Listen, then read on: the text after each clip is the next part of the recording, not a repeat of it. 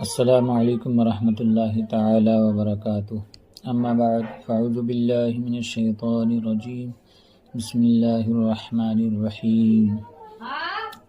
انا نحن فی لیلۃ مبارکہ انا کنا منذرین فیہا یفرق کل امر حکیم۔ سورۃ الدخان، آیت نمبر 2، 3، 4۔ اللہ تعالیٰ ارشاد فرماتا ہے، قسم ہے اس روشن کتاب کی، بے شک ہم نے اسے برکت والی رات میں اتارا ہے، بے شک ہم ڈر سنانے والے ہیں۔ اس رات میں بانٹ دیا جاتا ہے ہر حکمت والا کام۔ برکت والی رات کے بارے میں ایک قول یہ بھی ہے کہ اس سے مراد شب برات ہے، یعنی شعبان المعظم کی 15 تاریخ کو جو شب برات کے نام سے معروف و مشہور ہے، وہ بڑی ہی عظمت و فضیلت والی رات ہے۔ اس رات میں اللہ تبارک و تعالیٰ بے شمار لوگوں کو جہنم سے آزاد فرماتا ہے، یہاں تک کہ حضور سید عالم صلی اللہ تعالیٰ علیہ وسلم نے ارشاد فرمایا کہ اللہ تبارک و تعالیٰ اس رات میں جہنم سے اتنے لوگوں کو آزاد فرماتا ہے جتنے بلوں کلب کے بکریوں کے بال ہیں۔ بنی کلب عرب کا ایک قبیلہ تھا جس کے ہاں بکریاں بہت زیادہ ہوتی تھیں۔ ابن ماجہ شریف کی حدیث پاک ہے، حضرت علی کرم اللہ تعالی وجہ الکریم سے مروی ہے کہ سرکار دو عالم صلی اللہ تعالی علیہ وسلم ارشاد فرماتے ہیں کہ جب شعبان کی 15ویں رات آئے، قوموا لیلہا وصوموا نہارہا، تو اس رات کو قیام کرو اور دن میں روزہ رکھو۔ بہتر یہ ہے کہ 14 اور 15 شعبان کو روزہ رکھا جائے۔ رب تبارک و تعالیٰ غروب آفتاب سے آسمان دنیا پر خاص تجلی فرماتا ہے۔ اس کا ارشاد گرامی ہے کوئی بخشش چاہنے والا کہ میں اسے بخش دوں، ہے کوئی روزی طلب کرنے والا کہ میں اسے روزی عطا کر دوں، ہے کوئی آفت بلا مرض میں مبتلا کہ اسے عافیت دوں، اور یہ اس وقت تک فرماتا ہے یہاں تک کہ طلوع فجر ہو جائے۔ اور حدیث پاک میں یہ بھی ہے کہ شعبان المعظم کی 15ویں تاریخ میں اللہ عز و جل تمام مخلوق کی طرف تجلی فرماتا ہے اور سب کو بخش دیتا ہے، مگر کافر اور عداوت رکھنے والے کو۔ اللہ اکبر کبیرہ۔ اس حدیث پاک سے صاف ظاہر ہے کہ جو کفر میں مبتلا ہیں اور جو ایک مسلمان سے دشمنی، بغض و عداوت رکھتے ہیں، ایسے لوگوں کو ایسی بڑی راتوں میں بھی بخشش نہیں عطا کی جاتی ہے۔ اس حدیث پاک سے واضح ہوتا ہے کہ سب کی بخشش ہوگی مگر کافر اور آپس میں دشمنی رکھنے والے کی اس رات میں بھی بخشش نہیں کی جائے گی۔ لہٰذا ضروری ہے کہ اس مبارک رات کے آنے سے پہلے جن دو مسلمانوں میں دنیاوی عداوت ہو وہ ایک دوسرے سے مل جائیں اور ایک دوسرے کی خطا معاف کر دیں تاکہ مغفرت الہی میں وہ بھی شامل ہو جائیں۔ بریلی شریف میں امام اہل سنت مجدد دین و ملت حضور اعلیٰ حضرت عظیم البرکت قدس سرہ العزیز نے یہ طریقہ مقرر فرمایا تھا کہ شب برات کے آنے سے پہلے مسلمان ایک دوسرے سے آپس میں ملتے اور ایک دوسرے سے معافی مانگتے اور انہیں معاف بھی کر دیتے۔ آج بھی اگر اس طرح کیا جائے تو بہت بہتر ہے۔ ان سال 3 فروری 2026 بروز منگل کا دن گزار کر جو رات آئے گی وہ شب برات ہے۔ اس مقدس رات کو مسلمان یوں ہی ضائع نہ کریں بلکہ منگل کو سورج ڈوبنے کے پہلے ہی اس کے استقبال کی تیاری کریں، یعنی اچھی طرح وضو کر کے سورج ڈوبتے وقت بہتر ہے 40 مرتبہ لا حول شریف پڑھیں اور 100 مرتبہ درود شریف کا ورد کریں، اور نماز مغرب کے بعد سنتوں کے بعد 6 رکعت نماز نفل 2 کر کے اس طرح پڑھیں کہ پہلی 2 رکعت درازی عمر بالخیر کی نیت سے، اور سلام کے بعد ایک بار سورہ یاسین شریف اور دعائے نصف شعبان المعظم پڑھیں، پھر دفع بلا کی نیت سے 2 رکعت پڑھیں اور سلام کے بعد ایک بار سورہ یاسین اور دعائے نصف شعبان پڑھیں، پھر تیسری مرتبہ محتاجی دور ہونے اور حصول غنا کے لیے یعنی اللہ تعالی ہمیں غنی فرما دے اور صرف اپنا محتاج رکھے، کسی دوسرے کا محتاج نہ بنائے۔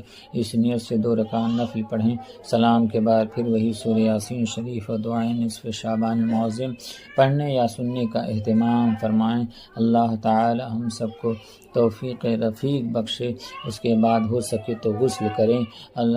ہمارے بزرگان دین کا فرمان ہے کہ جو کوئی شب برات کی رات میں 7 بیری کے پتے سے غسل کرے گا تو سال بھر تک کے لیے اس سے تمام بلا اور بالخصوص جادو سحر سے اس کی حفاظت کر دی جائے گی۔ عزیزان ملت اسلامیہ، شب برات میں جو ہے دیگر کاموں کو اللہ تعالی تقسیم فرماتا ہے، تقسیم امور، نزول رحمت، فیضان بخشش، قبول شفاعت، فضیلت عبادت۔ حضرت عبداللہ ابن عباس رضی اللہ تعالی عنہما نے تقسیم امور یعنی کام بانٹنے کا مطلب یہ بیان فرمایا ہے، سال بھر میں جو کچھ ہوگا وہ سب لوح محفوظ میں لکھ دیا جاتا ہے۔ رزق، موت، حیات، بارش، یہاں تک کہ یہ بھی لکھ دیا جاتا ہے فلاں فلاں حج کرے گا، فلاں کی موت ہوگی اور کون پیدا ہونے والا ہے۔ عزیزان ملت، شب برات میں مومنوں کی روحیں اپنے گھر پر آتی ہیں اور دروازے پر کھڑے ہو کر بلند اور غمناک آواز میں پکارتی ہیں، اے گھر والوں، اے میرے بچوں، اے میرے قرابت داروں، آج کچھ صدقہ کر کے ہم پر مہربانی کرو۔ اور اگر گھر والے میت کے لیے کچھ صدقہ نہیں کرتے ہیں تو مردے حسرت کے ساتھ واپس چلے جاتے ہیں۔ حدیث شریف، حضرت ابن عباس رضی اللہ تعالی عنہما فرماتے ہیں، جب عید یا جمعہ کا روز عاشوراء یا شب برات ہوتی ہے تو مردوں کی روحیں اپنے گھروں کے دروازے پر آ کر کھڑی ہوتی ہیں اور کہتی ہیں، ہے کوئی ہمیں یاد کرے، ہے کوئی جو ہم پر ترس کھائے، ہے کوئی ہماری غربت کو یاد دلائے۔ 3 چیزیں صدقہ جاریہ ہیں۔ حضرت ابو ہریرہ رضی اللہ تعالی عنہ فرماتے ہیں کہ جب انسان مر جاتا ہے اس کے عمل منقطع ہو جاتے ہیں مگر 3 عمل باقی رہتا ہے، صدقہ جاریہ، علم نافع اور نیک بیٹا جو اس کے لیے یعنی ماں باپ والدین کے لیے دعائیں کرتا رہے، یہ سارے ثواب کرتا رہے۔ اسی لیے ہم مسلمانوں کو چاہیے شب برات اور دوسری مبارک راتوں میں اپنے مردوں کے لیے صدقہ و خیرات کریں، غربا مساکین کو کھانا کھلائیں، قرآن پڑھ کر، کلمہ و درود شریف پڑھ کر، نوافل پڑھ کر ان کے نام اصال ثواب کریں اور ان کے لیے رب کے حضور بخشش کی دعائیں مانگیں۔ آج اگر ہم ان کے لیے کریں گے تو انشاءاللہ کل ہمارے لیے بھی کوئی کرے گا۔ اللہ تبارک و تعالی ہمیں بھلائی کی توفیق عطا فرمائے، مگر یہ سب نیکی بھلائی کے کام ایمان والوں یعنی مسلمانوں کے نصیب میں ہیں۔ ایمانوں اور بے ایمان و بد عقیدہ کو ان نیک کاموں سے کوئی غرض و مطلب نہیں۔ اللہ تبارک و تعالی سے دعا ہے اللہ تعالی ہمیں استقامت عطا فرمائے اور مسلک اہل سنت، مسلک اعلیٰ حضرت پر قائم و دائم رکھے، آمین ثم آمین، بجاہ سید المرسلین صلی اللہ تعالی علیہ وسلم۔ اس یہاں سے کبھی ہم نے کنارہ نہ کیا مگر تو نے بھی دل ہمارا آسردہ نہ کیا، ہم نے تو جہنم کی بہت کی تدبیر مگر تیری رحمت نے گوارا نہ کیا۔ اور ایک شاعر کہتا ہے، مجرم ہو تو اشکوں سے منہ دھوتے چلے آؤ درِ تواب پہ روتے چلے آؤ۔ قرآن میں مذکور ہے بخشش کا طریقہ، سرکار کی دہلیز سے ہنستے چلے آؤ۔ ہم تو مائل بکرم ہیں، کوئی سائل ہی نہیں، راہ دکھلائیں کسے، رہدوے منزل ہی نہیں۔ اور کچھ ایسے اشخاص ہیں جن کی ایسی راتوں میں بھی بخشش نہیں ہوتی، مشرک کی ناپرور، قاطع رحم یعنی تعلقات کو ختم کرنے والا، تکبر کرنے والا، والدین کا نافرمان، شرابی جو شراب پیتا ہے اور اپنے شراب خوری سے توبہ نہیں کرتا، اور بالخصوص کاہنوں کی بخشش نہیں کی جاتی ہے جو لوگوں پر سحر کرتے ہیں، جادو کرتے ہیں۔ اللہ تعالی ہم سب کو اپنی رضا والے کام کی توفیق عطا فرمائے، ناراضگی والے ہر کام سے بچنے کی سعادت عطا فرمائے، آمین آمین ثم آمین، وآخر دعوانا ان الحمد للہ رب العالمین۔ السلام علیکم۔